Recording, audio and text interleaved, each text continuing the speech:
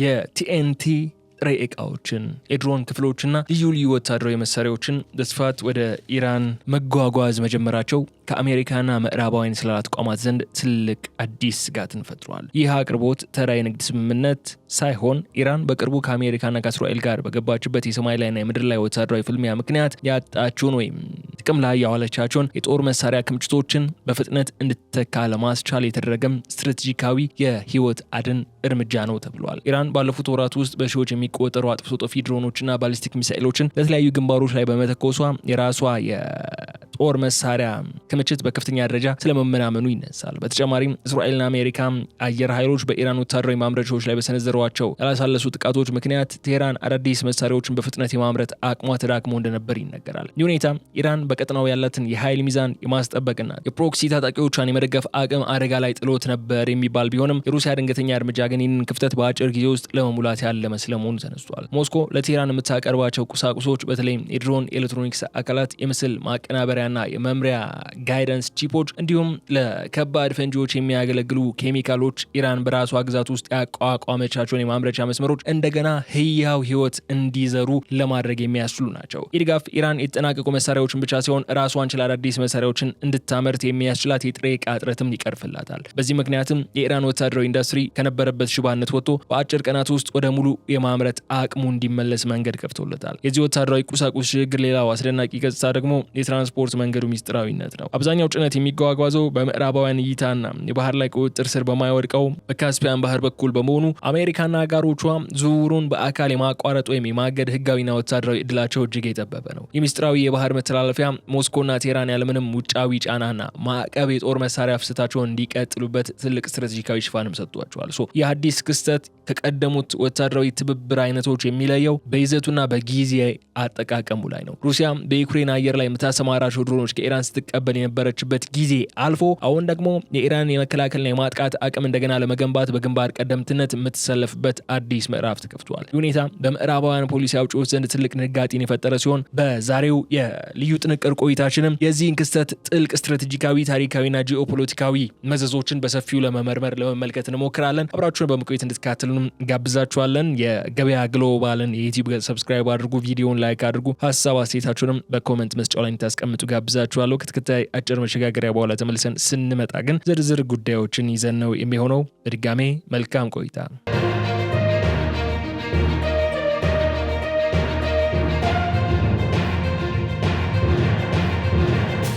የካስፒያን ባህር ሙሉ በሙሉ በምድር የተከበበ 5 ሀገራት ማለትም ሩሲያ፣ ኢራን፣ አዘርባይጃን፣ ካዛኪስታንና ቱርክሜኒስታን ብቻ የሚዋሰኑት ልዩ የውሃ አካል ነው። ታዲያ ይህ የባህር አካል እንደ አውሮፓውያን አቆጣጠር በ2018 ዓመት ላይ በተፈረመው የካስፒያን ባህር ህጋዊ ሁኔታ ስምምነት መሰረት ከነዚህ 5 ሀገራት ውጭ የሚገኝ ማንኛውም የውጭ ሀገር ወታደራዊ ኃይል ወይም የጦር መርከብ በካስፒያን ባህር ውስጥ እንዲንቀሳቀስ ፍጹም አይፈቀድም። ይህ ህጋዊና ጂኦግራፊያዊ ገደብ ለአሜሪካና ለኔቶ የባህር ኃይሎች ትልቅ እንቅፋት ሆኖባቸዋል። በዓለም አቀፍ የባህር ወለል ላይ እንደሚደረግ አይነት ፍተሻ፣ የማገጃ ወይም የመርከቦችን ጉዞ የማቋረጥ እርምጃዎችን በካስፒያን ባህር ላይ መተግበር በፍጹም አይቻልም። የአሜሪካ የጦር መርከቦች ወደዚህ የባህር ክልል ለመግባት ምንም አይነት የውሃ መንገድ የሌላቸው በመሆኑ የሳተላይት ምልከታዎችና የስለላ አውሮፕላኖች ብቻ እንቅስቃሴውን ከሩቅ ሆኖ ከመከታተል ባለፈ ጉዞውን ማቋረጥ የማይችሉበት ሁኔታ ተፈጥሯል። ይህ ደግሞ ለሞስኮና ለቴህራን ፍጹም የሆነ የደህንነት ከለላን የሰጣቸው። በተጨማሪም የሩሲያና የኢራን የንግድ መርከቦች ይህንን ስትራቴጂካዊ መንገድ የሚጠቀሙበት ዘዴ እጅግ የረቀቀ ነው። መርከቦቹም ከሩሲያው የአስትራካን ወይም ማካቻካላ ወደቦች ተነስተው ወደ ኢራን በንደራንዛሊ ወይም አሚራባድ ወደቦች የሚጓጓዙበት ወቅት የራሳቸው አውቶማቲክ መለያ ስርዓት ወይም AIS ሙሉ በሙሉ ያጠፋሉ። ይህ የጨለማ ጉዞ የዳርክ ፍሊት ሂደት የመርከቦቹን ትክክለኛ መገኛ፣ የተሸከሙትን ጭነት አይነትና የጉዞ መስመር ከሳተላይት መከታተያዎችን ለመሰወር ያስችላቸዋል። በዚህ ምክንያትም መሳሪያዎቹ የት እንደተጫኑና የት እንደተራገፉ እንደወረዱ በእርግጠኝነት ለማረጋገጥ አዳጋች ይሆናል ማለት ነው። የካስፒያን ባህር ዳርቻ ሀገራት የሆኑት አዘርባይጃን፣ ካዛኪስታንና ቱርክሜኒስታን በዚህ ጉዳይ ላይ የሚያሳዩት ገለልተኛ ወይም ዝምተኛ አቋምም ለዝውውሩ መሳካት ተጨማሪ አስተዋጽኦ ያደርጋል። እነዚህ ሀገራት ከሩሲያና ከኢራን ጋር ያላቸውን ኢኮኖሚያዊና ፖለቲካዊ ግንኙነት አደጋ ላይ መጣል ስለማይፈልጉ በባህሩ ላይ የሚደረገውን የጦር መሳሪያ ዝውውር ለመቃወም ወይም ለመግታት ምንም አይነት ፍላጎት የላቸውም። ይህም ሞስኮና ቴህራን የካስፒያን ባህር እንደራሳቸው የግልና የደህንነቱ የተጠበቀ ወታደራዊ ቁሳቁስ ማመላለሻ መስመር አድርገው እንዲጠቀሙበት ሰፊ መንገድ ከፍቶላቸዋል።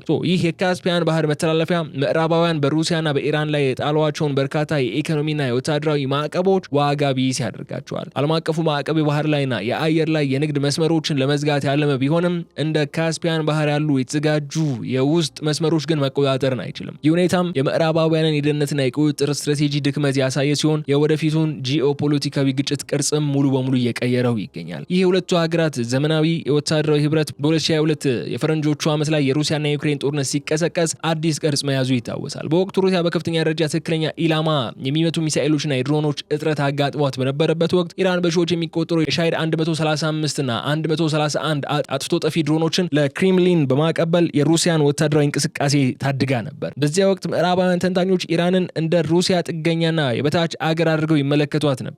ኢራን የራሷን የድሮን ቴክኖሎጂ ለሩሲያ በመስጠት በምትኩ የሩሲያ ሱኮይ 35 ወይም ሱ-35 የጦር አይሮፕላኖችና ኤስ-400 የህዋ መከላከያ ስርዓቶች የአየር መከላከያ ስርዓቶችን ለማግኘት ተስፋ አድርጋ ነበር። ይህ ግንኙነት በዋናነት ኢራን ሰጪ፣ ሩሲያ ደግሞ ተቀባይ የሆነችበት አንድ ወጥ ፍሰት ነበረው። የኢራን ድሮኖች በዩክሬን ኤሌክትሪክና የኃይል መሰረተ ልማቶች ላይ ያረሱት የነበረው ውድመትም የቴህራን ወታደራዊ ቴክኖሎጂ በዓለም አቀፍ ደረጃ አጉልቶ አሳይቶ ነበር። ሆኖም ግን አሁን እያየነው ያለነው ክስተት ያንን ታሪካዊ ፍሰት ሙሉ በሙሉ የገለበጠ ሆኖ ነው የምናገኘው። ሩሲያ አሁን በታታርስታን ክልል በአልቡጋ ልዩ የኢኮኖሚ ዞን ውስጥ የራሷን የሻሂድ ድሮን ማምረቻ ፋብሪካዎች በስፋት ካቋቋመች በኋላ የራሷን ፍላጎት ከመሸፈን አልፋ ለኢራን የጥሬ ዕቃና የፈንጂ አቅራቢ ለመሆን በቅታለች። ኢራን ከቅርብ ጊዜያት ወዲህ ከባድ የፈንጂ ቁሳቁሶችና የድሮን ማይክሮቺፖች እጥረት ሲያጋጥማት ሞስኮ ያንን የዛኔውን ውለታ ለመመለስ የራሷን የጦር መሳሪያ ክምችት ከፍታ ለቴህራን በማቅረብ ላይ ትገኛለች። ይህ የተገላቢጦሽ ፍሰት የሚያሳየው በሁለቱ ሀገራት መካከል ያለው ግንኙነት ጊዜያዊ የጦር መሳሪያ ግዢ ሳይሆን እርስ በርስ የሚደጋገፍና የተሳሰረ የደህንነት ኢንዱስትሪ ስነ ምህዳር መፈጠሩ ነው። ሩሲያና ኢራን የራሳቸውን ጥንካሬዎች በማጣመር የምዕራባውያን ወታደራዊ በላይነት ለመመከት የሚያስችል ጥምረትን ፈጥሯል። ኢራን በድሮን ዲዛይንና በርካሽ ዋጋ ማምረት ላይ ያላትን ልምድ ስታካፍል፣ ሩሲያ ደግሞ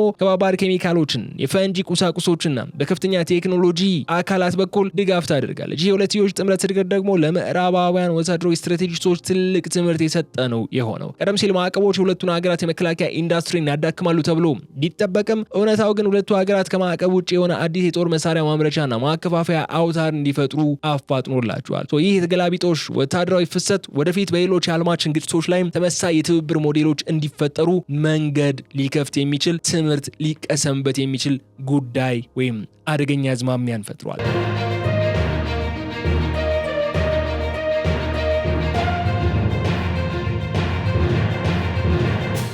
የኢራን ወታደራዊ አቅም እንደገና መገንባት ለእስራኤል ህልውና ስጋት እንደሆነ ይቆጠራል። እስራኤል ባለፉት ጥቂት ዓመታት ውስጥ የኢራንን የእሳት ቀለበት ወይም ሪንግ ኦፍ ፋየር የተሰኘውን ስትራቴጂ ለማፍረስና የቴህራንን የፕሮክሲ ታጣቂዎች አቅም ለማዳከም በርካታ ወታደራዊ እርምጃዎችን ስትወስድ ቆይታለች። ነገር ግን የሩሲያ ድጋፍ የኢራንን የመከላከልና የመልሶ ማጥቃት አቅም በፍጥነት ማደስ መቻሉ የእስራኤልን ስትራቴጂካዊ በላይነት ዋጋ እንዲያጣ ያደርገዋል። ኢራን ከሩሲያ የምታገኛቸውን የቲኤንቲ ፈንጂዎችና የድሮን አካላት በራሷ ድንበር ውስጥ ብቻ አታስቀራቸውም። ይልቁንም እነዚህ ቁሳቁሶች ተገጣጥመውና ተዘጋጅተው በሊባኖስ ለሚገኘው ሂዝቦላ፣ በየመን ለሚንቀሳቀሱት ሆቲዎች እንዲሁም በሶሪያና በኢራቅ ላሉ የሺአ ታጣቂ ቡድኖች የሚሰራጩ ናቸው። ይህ ማለት የሩሲያ ወታደራዊ ቁሳቁስ አቅርቦት በቀጥታ እስራኤልን ሰሜናዊና ደቡባዊ ድንበሮች እንዲሁም በፊደል ባህር ላይ የሚንቀሳቀሱ የዓለም አቀፍ የንግድ መርከቦችን አደጋ ላይ የሚጥል ነው የሚሆነው ማለት ነው። የእስራኤል መከላከያ ሰራዊት ወይም አይዲኤፍ እና የስለላ ተቋማት የኢራንን ወታደራዊ ማምረቻ ቦታዎች ለማጥቃት የነበረውን የቅድመ ዕቅድ አሁን ውስብስብ እየሆነ መጥቷል። ኢራን በሩሲያ ድጋፍ የተመናመነውን የጦር መሳሪያ ክምችቷን አርሰናሏን በፍጥነት ከሞላች እስራኤል በኢራን ላይ የምትሰነዝረው ማንኛውም ጥቃት የሚኖረው የማስፈራራት አቅም ወይም ዲተረንስ በእጅጉ ይወርዳል። ኢራን ከአስቸኳይ ጥቃት በኋላ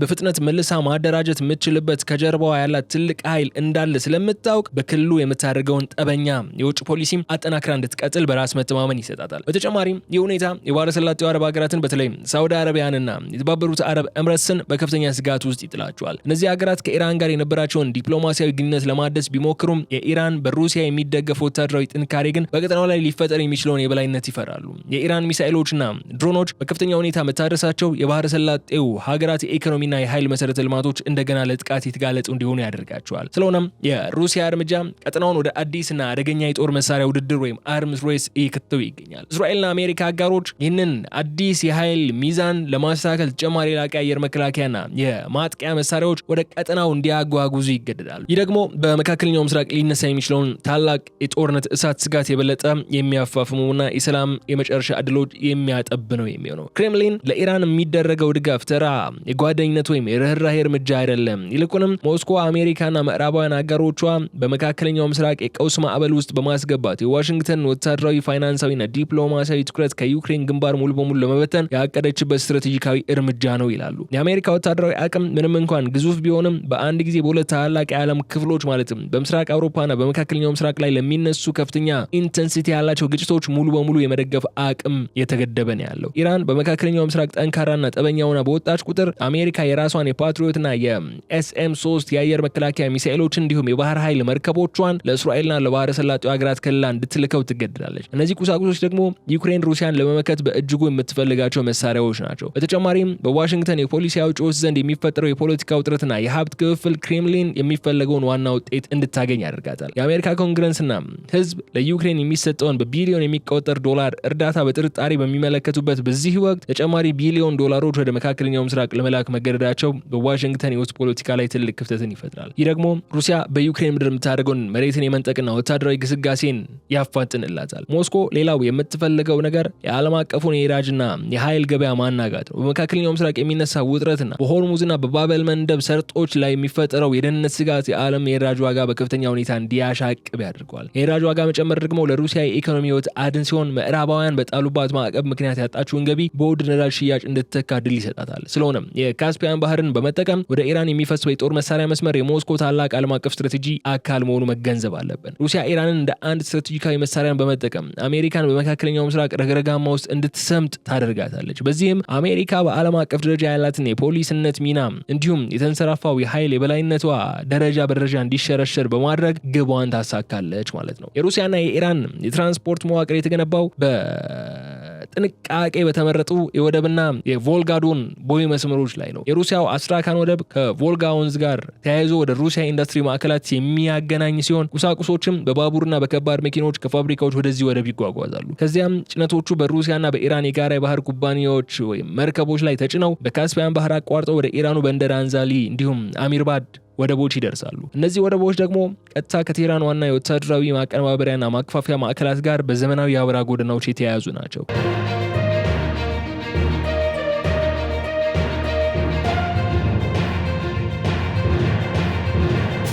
ይህ የሙሉ መሰረተ ልማት አውታር በሁለቱ ሀገራት የተጠበቀና ሙሉ በሙሉ በቁጥጥር ስር ያለ በመሆኑ ደግሞ ከውጭ የሚመጣን አካላዊ አደጋ የመከላከል አቅሙ እጅግ ከፍ ያለ እንዲሆን ያደርገዋል። ይሁን እንጂ ይህ መስመር ሙሉ በሙሉ ያለምንም ፈተና ሲሰራ ይኖር አይደለም። በተለይም የእስራኤል የስለላ ተቋምና የአየር ኃይል በካስፒያን ባህር ዳርቻ በሚገኘው የኢራኑ በንደር አንዛሊ ወደብ አካባቢ በሚገኙ ሚስጥራዊ ጦር መሳሪያ ማከማቻዎች ላይ ከፍተኛ ጥቃትን ሰንዝሮ ነበር። የጥቃቱ ዋና ዓላማ ከሩሲያ የገቡትን ወታደራዊ ቁሳቁሶች ማደራጃ ማዕከላት ማውደምና የዝውውር መስመሩን መቁረጥ ነበር። በተጨማሪም በምዕራባውያን የሳይበር ጥቃቶች በመጠቀም በመርከቦች የኤሌክትሮኒክስ መቆጣጠሪያዎችና በወደብ ማሽነሪዎች ላይ እክል ለመፍጠር በርካታ ሙከራዎችን አድርጓል። ነገር ግን እነዚህ ሁሉ አካላዊና የሳይበር ጥቃቶች ዝውውሩን ለጊዜው አስተጓጎሉት እንጂ ሙሉ በሙሉ ሊያቆሙት አልቻሉም። ሩሲያና ኢራን በፍጥነት የመልሶ ጥገና ስራዎችን በማከናወን የሳይበር ደህንነታቸውን በማጠናከርና አማራጭ ወደብ መስመሮችን በመጠቀም እንደገና ስራ እንዲጀምር አድርገውታል። ይህ የመስመሩ መቋቋም የሚያሳየው የመሬትና የውሃ አካላት ትራንስፖርት ከክፍት የባህር መስመሮች ይልቅ ለማቋረጥ ምን ያህል አስቸጋሪ እንደሆኑ ነው። ምዕራባውያን የቱንም ያህል የስለላ መረጃ ቢኖራቸውም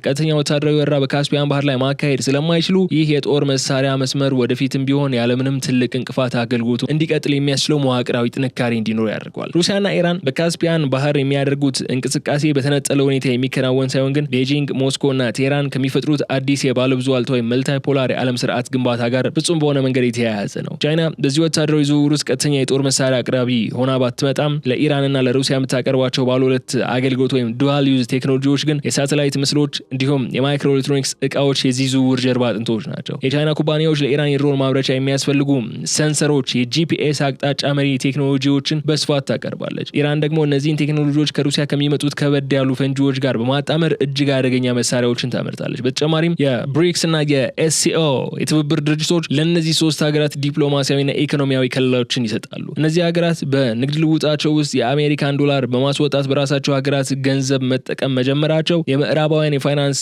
ማዕቀብ ሙሉ በሙሉ ውድቅ ለማድረግ ያግዛቸዋል። በካስፒያን ባህር ላይ የሚደረገው ወታደራዊ ቁሳቁስ ንግድም ቢሆን ከዶላር ስርዓት ውጭ በሆነ የክፍያ መንገድ የሚፈጸም በመሆኑ በምዕራባውያን ባንኮች ሊታገድ አይችልም።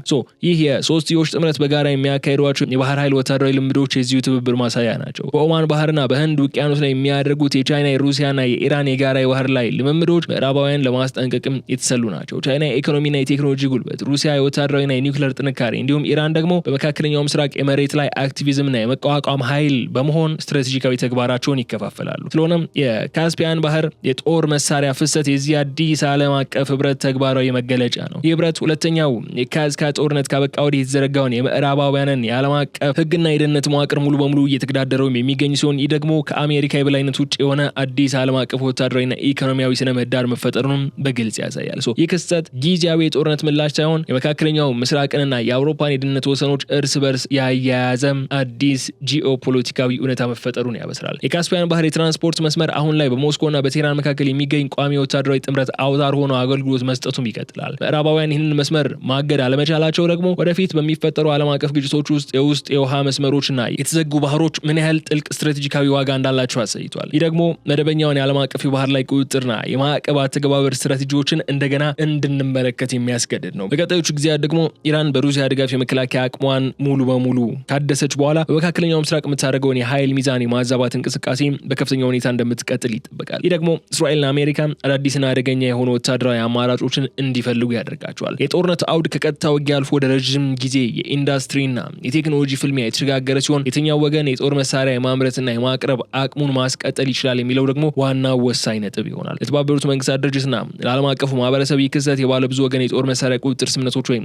አርምስ ኮንትሮል ሬጂምስ መፍረሳቸውን የሚያሳይ ሲሆን ሀገራት ዓለም አቀፍ ህጎችና ማዕቀቦችን በመጣስ በግልጽ የጦር መሳሪያ ሲለዋወጡና አዲስ ወታደራዊ አክሲስ ሲፈጥሩ ዓለም አቀፍ ተቋማት ምንም አይነት የማስተካከያ እርምጃ መውሰድ አለመቻላቸው የፖስት ኮልድ ዋር ወይም ከኮልድ ዋር በኋላ ያለውን ስርዓት ማብቃቱንም የሚያረጋግጥ ተደርጎ ይወሰዳል። በአጠቃላይ ግን የሩሲያ ፈንጂዎችና የድሮን አካላት በካስፒያን ባህር በኩል ወደ ኢራን መጓጓዛቸው የትንሽ ዜና ያህል መደበኛ ቢመስልም ከጀርባው ግን የታላቅ ሀገራትን አስተላለፍ የቀጠናዊ ጦርነቶችን አቅጣጫና የወደፊቱን የዓለም ስትራቴጂካዊ ቅርጽ የሚወስን ትልቅ ታሪካዊ ኩነት ስለመሆኑ መረዳት አለብን። ይህ አዲስ ጂኦፖለቲካዊ እውነታን ዛሬ ሰፋ አድርገን ለመመልከት ሞክረናል። አሁን ግን እዚህ ላይ እናበቃለን። አብራችሁን ቆይታችሁ ስላደመጣችሁን እጅግ አድርገን እናመሰግናለን። እንደተለመደው በቆይታችን ላይ ያላችሁን አስተያየት በኮሜንት መስጫው ላይ እንድታስቀምጡልን እንጠይቃለን። በቀጣይ ምን ጉዳዮችን እንዳስላችሁ ስለምን ጉዳይ ፕሮግራም ይዘጋጅላችሁም ሀሳባችሁን ኮሜንት መስጫው ላይ በድጋሚ እንድታስቀምጡ ጋብዤ ቪዲዮውን ከወደዳችሁት ላይክ ማድረጋችሁን እንዳትዘነጉ። የገበያ ግሎባል የዩቲዩብ ገጽንም እንደተለመደው ሰብስክራይብ ማድረጋችሁን አትርሱ። እኔ አሁን እዚህ ጋር ልሰናበት። በቀጣይ በሌላ ጉዳይ መልሰን የምንገናኝ ይሆናል። እስከዚያ ድረስ ግን በቸር ሰንብቱልኝ። ሰላም።